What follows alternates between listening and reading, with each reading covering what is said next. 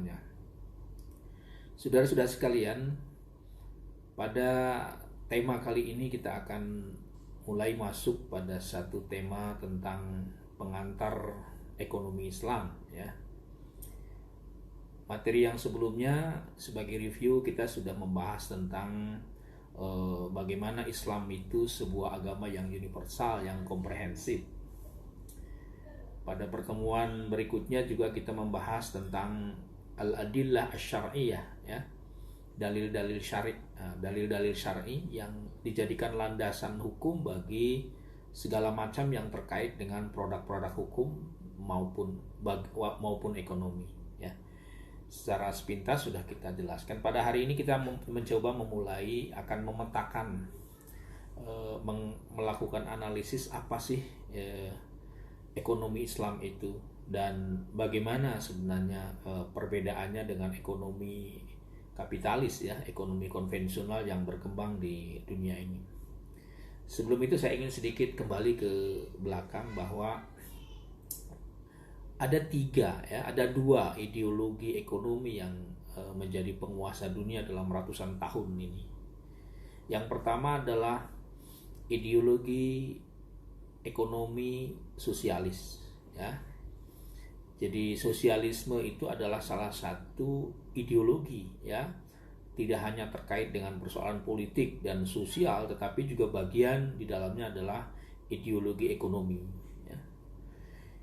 Ideologi ekonomi sosialis ini berkembang di kawasan negara-negara Eropa Timur, ya, yang waktu itu kalau kita masih ingat ada satu negara yang menjadi rivalitas dari Amerika, yaitu Uni Soviet, ya.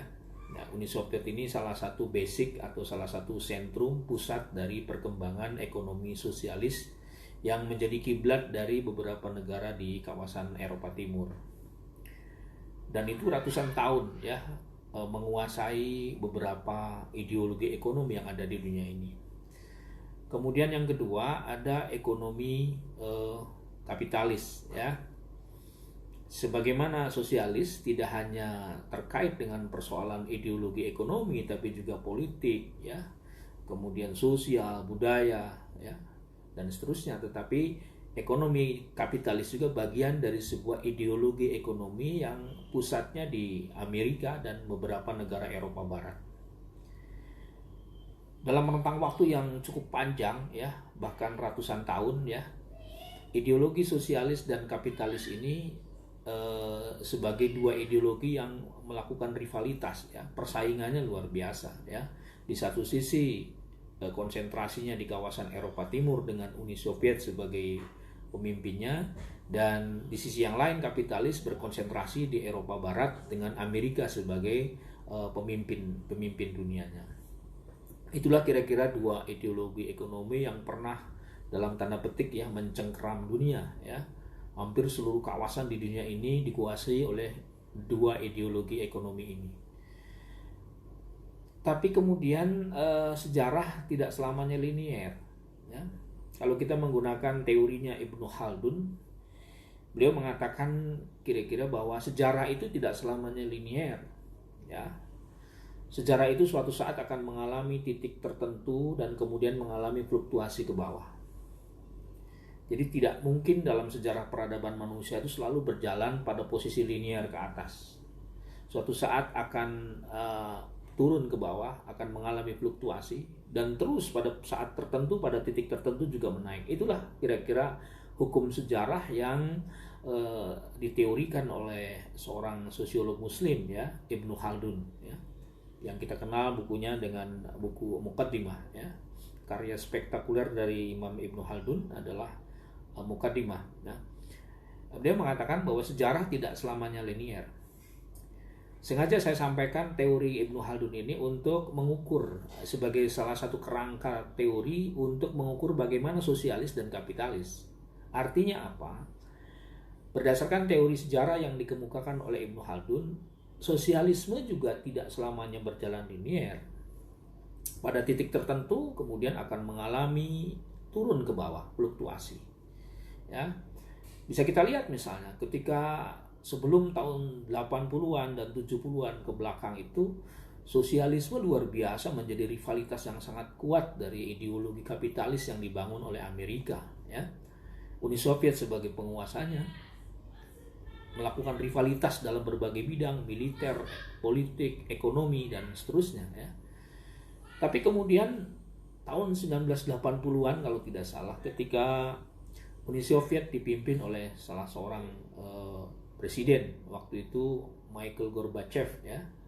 Kita kenal Mikhail Gorbachev pada awalnya punya gagasan yang sangat spektakuler, ya. Dia membangun sebuah proyek Glasnost dan Perestroika, itu terkenal dalam sejarah Rusia Uni Soviet. Proyek Glasnost dan Perestroika ini diharapkan menjadi sebuah media atau sebuah instrumen yang akan menaikkan Uni Soviet sebagai satu negara penguasa dunia.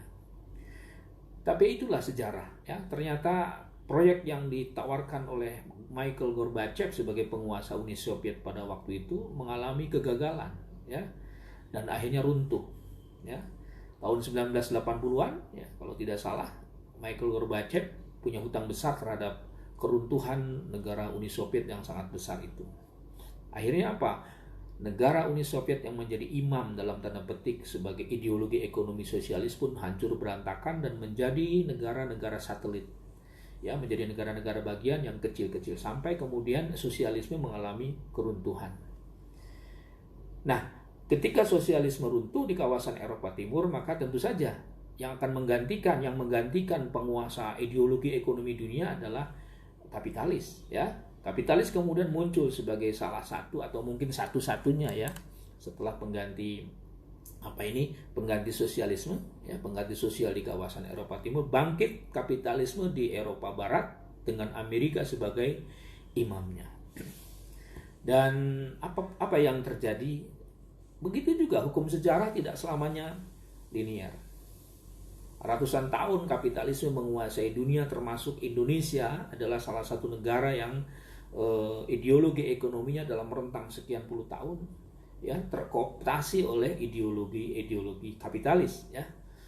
Tapi kemudian kapitalis pun belakangan mengalami keruntuhan, ya. Banyak para pengamat bahkan di kalangan internal pakar-pakar kapitalis menyatakan bahwa pada belakangan ketika terjadi revolusi sosial tahun 1998 kalau tidak salah, ketika terjadi krisis moneter di berbagai kawasan belahan dunia, ya, kapitalis mulai mengalami kolaps. Maka ada satu statement bahwa kapitalis telah gagal memberikan kesejahteraan bagi dunia.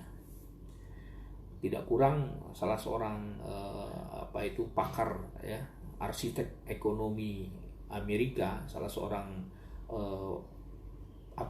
penasehat Presiden Bill Clinton, Joseph Stiglitz, ya, seorang pakar ekonomi yang beliau mendapat hadiah Nobel dalam bidang ekonomi karena berhasil membuat teori tentang ekonomi yang memberikan kontribusi bagi pengembangan kapitalisme di Amerika.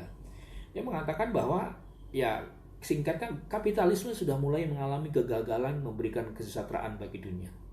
Nah, saudara-saudara sekalian, kita bisa bayangkan sosialis yang sangat kuat di kawasan Eropa Timur mencengkeram dunia, kapitalis yang sangat kuat mencengkeram dunia melalui Eropa Barat dengan Amerikanya, kini kedua-duanya mengalami keruntuhan, ya, mengalami keruntuhan. Dan babak baru muncul sebuah ideologi ekonomi, yaitu ekonomi Islam, ya, ekonomi Islam. Tetapi yang perlu dicatat bahwa ekonomi Islam itu tumbuh bukan sebagai reaksi dan respon dari kegagalan kapitalis dan kegagalan sosialis. Ekonomi Islam itu tumbuh, boleh disebut sebagai sebuah rekonstruksi sejarah di masa lalu. Ya, kalau kita kembali ke masa lalu, peradaban Islam itu punya glorious past, ya, punya glorious past, punya kejayaan di masa lalu. Hampir 600 tahun, ya, peradaban Islam menguasai dunia, ya, itu salah satunya kekuatan ekspansi militernya, politiknya, ilmu pengetahuannya itu ditopang oleh kekuatan ekonomi. Lalu kita baca dalam sejarah-sejarah peradaban Islam, kawasan timur sampai ke kawasan Eropa di Sisilia itu dikuasai oleh umat Islam lebih dari 600 tahun lamanya. Ya, sebuah waktu yang tidak pernah tercapai atau tidak pernah dicapai oleh negara-negara peradaban manapun selain peradaban Islam. Maksud saya bahwa jauh sebelum kapitalis dan sosialis berkembang mencengkeram dunia, jauh sebelum itu peradaban Islam sudah menguasai dunia dan punya konsep tentang ekonomi. Hanya karena pada saat abad-abad ke-20 ya, memasuki abad-abad ke-20 terutama setelah terjadinya Renaissance di Eropa pada abad 15 sampai menjelang abad ke-20, terjadi penetrasi dari kalangan orang-orang Eropa terhadap negara-negara muslim ya, sehingga ideologinya diganti menjadi ideologi kapitalis dan sosialis. Tapi hari ini kita bisa menyaksikan kapitalis pun mengalami goyah, sosialis pun mengalami goyah, dan dunia sekarang mulai melirik pada sebuah alternatif ekonomi baru yang disebut dengan ekonomi syariah, ekonomi Islam. Nah, jadi sekali lagi bahwa pertumbuhan ekonomi syariah sekarang ini sebenarnya bukan merupakan respon terhadap kegagalan kapitalis dan sosialis, tapi memang ini sebuah rekonstruksi ya, sebuah rekonstruksi sejarah di masa lalu di mana Islam sebenarnya sudah punya konsep tentang bagaimana menawarkan pengembangan ekonomi dari sebuah peradaban. Nah, lalu sekarang pertanyaannya, apa sih yang membedakan antara ekonomi kapitalis dengan ekonomi Islam ya? Banyak orang yang seringkali mempertanyakan atau mungkin seringkali meragukan apa sih sebenarnya yang membedakan antara ekonomi Islam dengan ekonomi kapitalis. Banyak faktor ya. Ada satu kritik dari teman-teman kita di kalangan akademisi bahkan di kalangan pebisnis bahwa nggak ada bedanya antara ekonomi Islam dengan ekonomi konvensional ya. Saya termasuk yang agak kurang setuju dengan pemikiran itu karena tidak mungkin akan terjadi perkembangan ekonomi, tidak mungkin ada IDB, Islamic Development Bank, tidak mungkin misalnya Malaysia sampai naik pada angka 18% dari sektor perbankan syariahnya. Tidak mungkin sekarang negara-negara dunia mulai melirik pada ekonomi syariah kalau tidak ada perbedaan. Jadi kalau saya melihat memang banyak perbedaan. Apa yang membedakan? Yang pertama misalnya, kalau kita lihat dari segi ide, ya, kalau ekonomi syariah itu kan idenya tentu saja ya, kalau disebut ide, ya, inspirasinya itu dari wahyu, ya. Kalau lebih konkretnya mungkin ide, kalau bisa disebut ide, kalau ekonomi Islam itu idenya dari Allah. Sedangkan ekonomi kapitalis idenya itu dari manusia. Karena kapitalisme itu kan sebuah pemikiran ekonomi yang dilahirkan oleh para pemikir-pemikir kapitalis ya. Sebut saja misalnya Adam Smith ya, dan beberapa tokoh sebelumnya ya, Karl Marx dan seterusnya. Tapi kalau Islam itu ide pokoknya adalah ekonominya bersumber dari kekuatan Tuhan, dari ilahi, dari Allah Subhanahu wa taala. Itu dari segi ide. Mungkin juga nanti bisa diturunkan dari segi sumber, ya. Dari segi sumber. Apa yang dimaksud dari segi sumber? Kalau dalam ekonomi Islam, itu sumbernya kan tadi Al-Qur'an dan hadis. Itu jelas. Ya. Sedangkan kalau ekonomi kapitalis itu sumbernya itu daya pikir manusia, ya. Jadi nalar, logika, dan rasionalisme manusia melahirkan gagasan tentang sebuah konsep ekonomi. Itulah kapitalis. Tapi kalau ekonomi Islam, ya, sumber pokok dasarnya itu adalah dari dari Al-Quran dan hadis Rasulullah SAW. Kemudian apalagi yang membedakan antara ekonomi Islam dengan ekonomi kapitalis? Misalnya dari segi motif, ya, dari segi motif. Kalau dalam ekonomi Islam itu motifnya itu sebuah bentuk ibadah kepada Allah. Jadi orang dalam berbisnis itu orientasi satu, motifnya hanya ibadah. Maka sebenarnya ketika orang berbisnis lalu orientasi dan motifnya bukan lagi ibadah, dia bukan lagi bisnis secara Islam. Karena motif dalam bisnis Islam itu adalah ibadah. Ini yang penting ya. Sedangkan dalam ekonomi sosialis atau ekonomi kapitalis, motifnya itu adalah materialisme, ya. Materialisme mengejar kepentingan yang bersifat materi, ya, kira-kira begitu. Kepentingan yang mungkin mengejarnya bersifat bersifat materi. Nah, ini perlu diluruskan yang karena selama ini terjadi misunderstanding ya tentang memahami ekonomi syariah dianggap sama dengan ekonomi kapitalis. Jelas sangat berbeda. Kemudian misalnya dari sisi yang lain, dari segi sistem investasi, ya. Kalau dalam ekonomi Islam, sistem investasi itu kita mengenal ada profit and loss sharing, ya. Kalau bahasa yang lebih konkretnya itu profit and loss sharing itu untung bareng, bagi bareng, rugi juga bareng. Nah, kalau dalam ekonomi konvensional itu kan menggunakan bunga, ya, menggunakan bunga. Ini sangat berbeda ya. Kalau dalam sistem ekonomi Islam itu harus mempertimbangkan kalau dia harus rugi, harusnya rugi bareng. Walaupun sekarang tentu saja belum murni menggunakan profit and loss sharing, tapi profit and revenue sharing ya. Mudah-mudahan ke depan bisa lebih murni lagi. Tetapi saya kira dari sistem investasi kita bisa kelihatan bahwa dalam ekonomi Islam itu sistem investasinya menggunakan bagi hasil. Sedangkan dari ekonomi kapitalis keuntungan itu diambil dari bunga, ya, dari bunga. Ini yang paling membedakan. Dan saya kira perbedaan paling mendasar antara sistem ekonomi Islam dengan ekonomi kapitalis adalah penggunaan bunga. Di Islam tidak boleh menggunakan bunga, ya. Sedangkan di kapitalis itu menjadi faktor yang paling penting karena survive-nya lembaga keuangan dalam konsep kapitalis itu karena ada selisih antara pihak nasabah dengan pihak perbankan, kira-kira begitu yang disebut dengan bunga. Dan itu berkembang. Itu dari segi sistem investasi ya. Kemudian misalnya dari penggunaan uang, misalnya konsep tentang uang. Di dalam ekonomi Islam, uang itu sifatnya hanya alatut tabadul kalau dalam bahasa Arab. Alatut tabadul itu artinya merupakan alat tukar, ya, uang itu. Medium of exchange. Jadi uang itu dalam sistem ekonomi Islam hanya berfungsi sebagai alat tukar. Sedangkan dalam ekonomi kapitalis, uang itu tidak hanya sebagai alat tukar, tapi bisa menjadi komoditi, ya, menjadi komoditi, menjadi barang yang bisa dijual belikan. Jadi orang bisa dalam teori ekonomi kapitalis, orang bisa mendapatkan keuntungan banyak dengan memperdagangkan dan menjual belikan uang. Padahal fungsi utama uang, terutama dalam konsep ekonomi syariah, adalah untuk alat tukar, bukan sebagai komoditi. Nah, ini yang paling membedakan. Maka ada satu kaidah fikih ekonomi itu mengatakan ta'alluq bainal awraq al-maliyah was-sil'iyah. Itu dalam sistem ekonomi Islam ada kaidah seperti itu. Apa?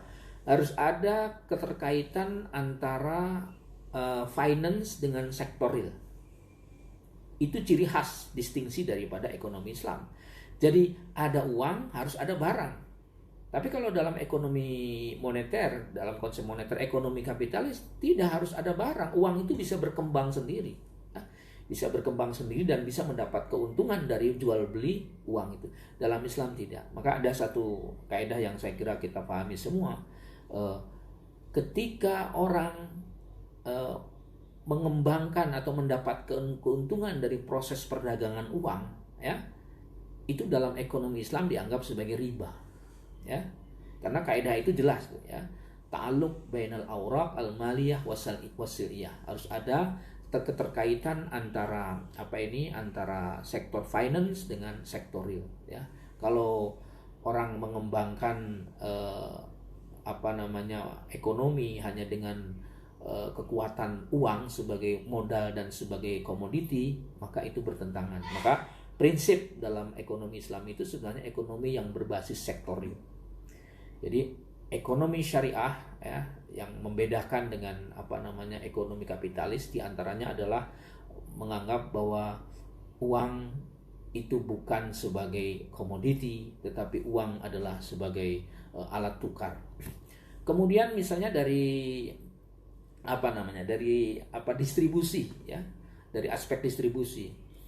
Kalau dalam ekonomi Islam, aspek distribusinya itu ada pada pada berupa zakat, ya, berupa sedekah, berupa infak.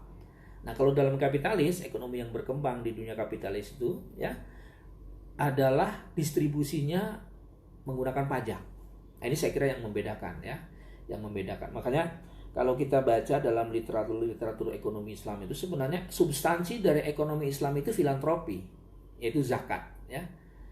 Ada satu teori sebuah negara bisa sejahtera, ya, ketika ada keseimbangan antara ekonomi non ribawi dengan pengelolaan zakat, ya, distribusi keuangan.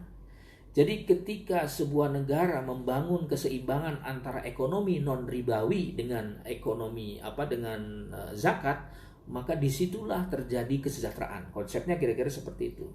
Maka ada di dalam Al-Quran itu yamhaqullahu riba wa yurbis shadaqah. Ini substansi dari ekonomi syariah yang membedakan dengan ekonomi kapitalis. Apa maknanya? Yamhaqullahu riba, Allah akan meruntuhkan sistem ekonomi yang berbasis riba, ya. Wa yurbis shadaqat, dan Allah akan menumbuhkan ekonomi yang berbasis filantropi, berbasis sedekah. Artinya apa? Antara ekonomi non ribawi yang tanpa bunga dengan pengelolaan dan manajemen zakat itu harus seimbang. Salah satunya tidak imbang, maka tidak akan terjadi kesejahteraan. Dari konsep itu kita bisa mengambil satu kesimpulan bahwa sebuah negara akan bisa sejahtera sekali lagi dengan menyeimbangkan antara ekonomi yang non ribawi dengan pengembangan dan manajemen zakat secara profesional. Saudara-saudara sekalian, ini tidak dikenal dalam sistem ekonomi kapitalis, ya, terutama dari aspek distribusi, ya, sama sekali tidak dikenal. Banyak sebenarnya beberapa temuan yang mungkin bisa kita jelaskan pada kesempatan yang lain, tetapi kira-kira itulah yang membedakan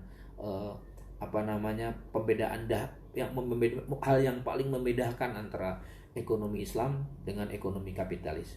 Jadi pandangan sebagian orang bahwa ekonomi Islam itu sama saja dengan ekonomi kapitalis, saya kira itu terbantahkan karena lebih dari 30 item perbedaannya tentang ekonomi Islam dengan ekonomi kapitalis. Saya kira itu sebagai sebuah pengantar, ya, tentang apa dan bagaimana ekonomi Islam dan bagaimana perbedaannya dengan ekonomi kapitalis. Masih dalam bentuk pengantar pada kajian kita hari ini, ya. Pada pertemuan berikutnya kita akan berbicara tentang hal yang lebih teknis, ya, terkait dengan produk-produk ekonomi syariah.